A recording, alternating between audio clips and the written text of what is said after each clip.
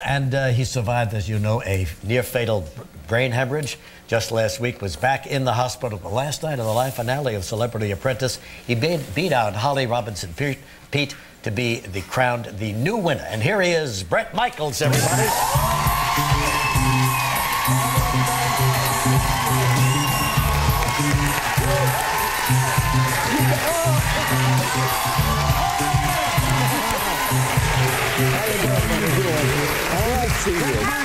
I am awesome. Oh my gosh, I'm so happy that you're here and that you're alive. I know, last time I saw you, my famous final words, I'm going to go party, I'm going to be out on the road. Who knew, right? Who knew?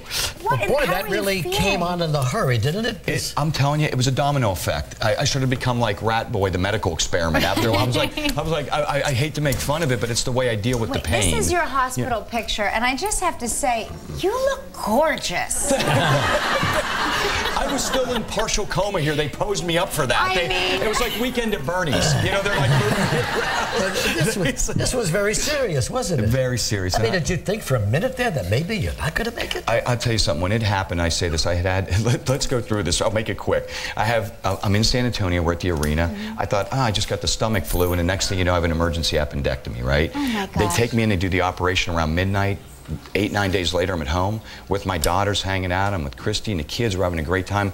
They go to bed. I flip on Sports Center. I wish I could tell you something more rock and roll happened, but I mean that's just not. All right, I was watching something else. But anyway, we're watching Sports Center for now. And the next thing you know, I'm sitting there, and in the back of my head, it felt like someone had broken into the house and shot me in the back of the head. And I was like, it happened instantly. And I knew instantly something, it wasn't like I pinched a nerve or something was drastically wrong. And the only thing that kept me alive, this instant thought, after I checked, I'm like, man, am I bleeding? There's nothing. I stood up and my adrenaline kicked into a bazillion. Like I was like, okay, and what happens when it happens, I knew none of this then. The back of the muscles connected to the back of your skull spasm. So you can't move your head. Your head's like, I was like, okay, this is bad. And the headache, I could never, it's like a migraine times 1,000, right? And I couldn't believe what was going on, and I told Christy, you need to get up. We gotta go to the emergency room, and then when I got there, I didn't want to get out of the car. I was in so much pain, I just wanted to fall asleep. You just want to, you know, a lot of people that have passed away from this, they just are like, I can't move, I'm just gonna stay here. And I was just very fortunate and blessed, and whatever guardian angel and good medical attention I got, but that picture that they showed for about 3 days, I came out of that, I didn't really know where I was at. Wow. And then you had a little bit of a setback last week or the week before? Yeah, I figured that wasn't enough. You know, that wasn't that. Is it related to the It goes in threes. You know what I mean? And I thought, could it be? I'm hoping it's going to be a tooth or something, but it didn't turn out that lucky. What happens, I started to ask for double rehab because I'm not one of those guys that can stay in the ICU. I had been there for about 2 weeks, and I was done. And the people around you coming in, and God bless them. It is one of those, I'm in the 20% of people who make it through this, right? And all of a sudden there's people around you that aren't making it and with the same exact issue. And the medical center there is so great that what happened was I came out and I said, please let me just go to an outpatient rehab. And that's what I started doing, and all of a sudden I had who knew I have a hole in my heart. It's called a PFO. And all of a sudden I had a mini stroke. In all my life, I had no clue. I'm going, man, I've been diabetic. I took good care of myself. I feel great. That's what's weird. Like there was nothing led up to anything. There was no headache when I got the hemorrhage. You're in great shape. I felt great. And last time I saw you, I felt like I feel great, and we were having a great time, and I'm like, I'm ready to go party. And I did for about 2.5 weeks right after that, and then boom.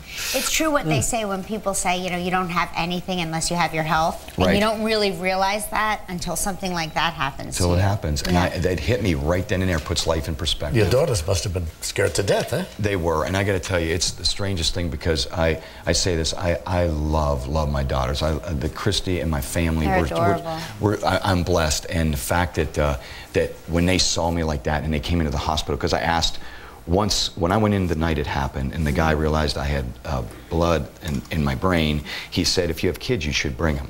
And I was like, what are you talking? I mean, my heart, and he was trying to gently do it. It wasn't like he just burst it out. He goes, and I'm like, what are you talking about? And he goes, I looked at him, my exact words, I said, tell me right now, am I dying? And he goes, you're not dead yet.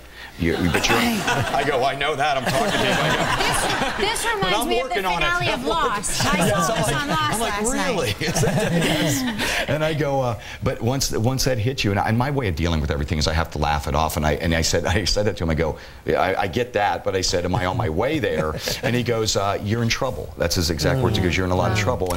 And so I said, if I could have a chance of making it, I don't want him to see me like this. You know, it's just a... You came through and you won the thing last night. We're going to talk about that when we come back. All right. Thank you. Hey, baby. Look it up.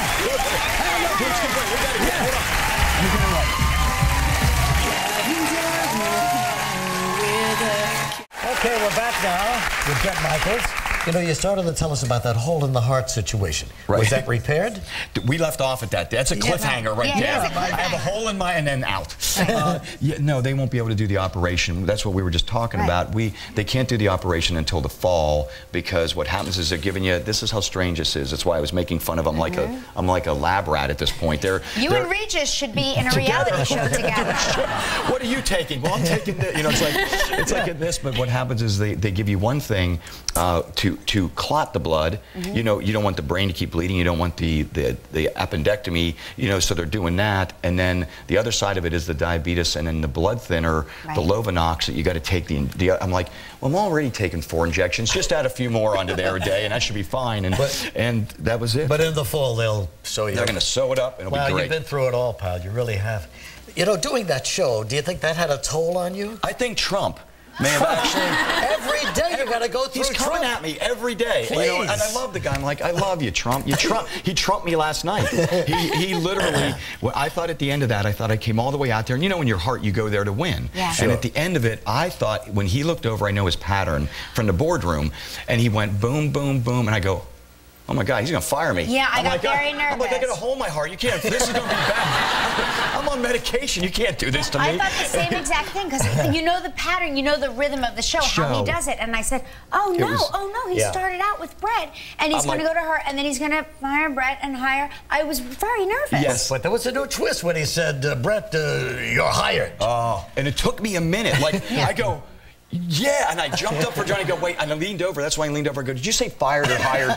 Because it was live TV, and I'm like, I'm just going to act like I won, and as long as I get out of here fast enough. But how difficult? No, all kidding aside, Bret. Because guys were peeling out and going home from the last, you know, shows that you did. Absolutely. Was it tough on you physically, emotionally, mentally? The Celebrity Apprentice, I warned every person who ever goes on to any show you're going to do with Donald Trump, be prepared because they lied right from the beginning. It was great. I came in there with one cause in mind, and that was to win for diabetes. That was it. That was, you put everything aside, everything, and you go there to win, right? When you get there, they're like, listen, you know, you're up about 9, 10, work out, get some breakfast, and then we'll get you down there and you start working. Right.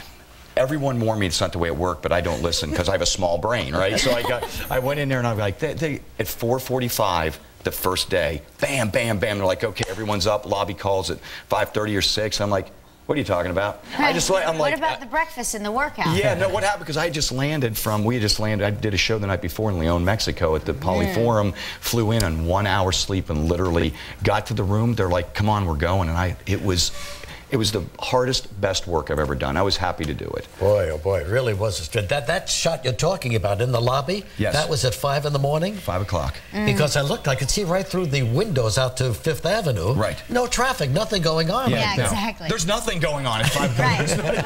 You're like, there's not even people, there's nothing, not even a mugging out front. There's nothing going on. Did you find out where Holly Robinson Peete got her dress? I don't know, but let me tell you something. Here's a funny thing happened to me, right? She is good because she's backstage, and throughout this show, what was great is I become really good friends with everyone there. I like to think so, and especially Holly, and she's tough. And when she walked around backstage the whole time, she was really kind of like low key, and she goes, I'm just going to go out like this, kind of low key and whatever. She walked out. I didn't see her till we got right to that door, and I go, you're going to win a hotness vote. I said, I said, Donald Trump's going to look at that dress. I might as well just go home now because it's over for me. She looked great. Yeah, she looked great. And did she take it okay? Yeah, she was fantastic. And I think she knew going in, we both worked really hard. And you both won. You're both winners, yeah. A great show. You were terrific, Bret. Congratulations, buddy. Bret Michaels, everybody. Coming up next, the top teacher winner in a moment.